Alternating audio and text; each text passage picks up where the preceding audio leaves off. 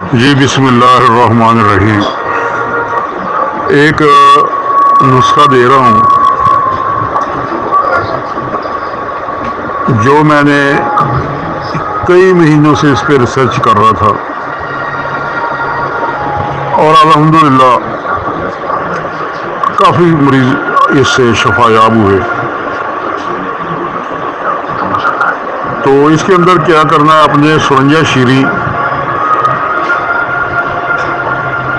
سرنجہ تلخ، مصبر، تربت سفید، سنا مکی، افسنتین، نمک سامبر، گدہ ہندل، تخم کرفس، اسکن ناگوری، ہریڑ کا چھلکا ہریڑ، یہ ساری چیزیں برابر مقدار میں لے لینی ہیں.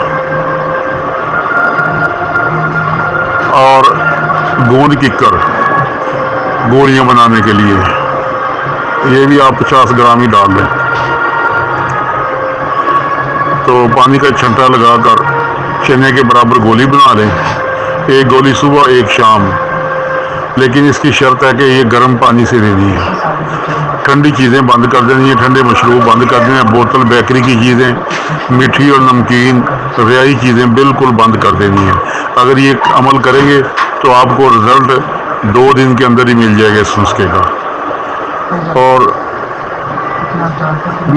میں نے کن امراض کے اندر اس کو مفید پایا. پٹھوں کا درد، پٹھوں کا کچاؤ،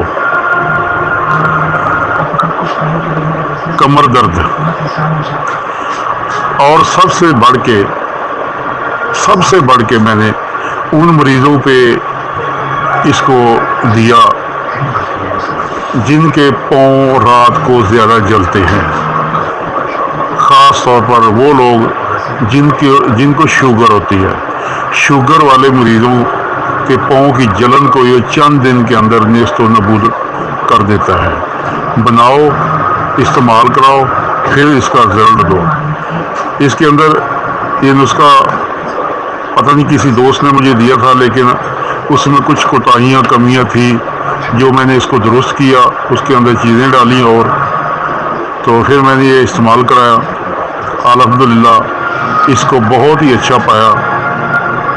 تو اور یہ میں نے خود یوز کیا پٹھوں کے دردوں کے لیے، کھچاؤ کے لیے، اور الحمدللہ مجھے خود اس کا بہت اچھا رسپانس ملا. بناؤ، استعمال کراؤ، اللہ پاک فضل کرے گا اور اللہ پاک آپ کے ہاتھوں میں شفا دے.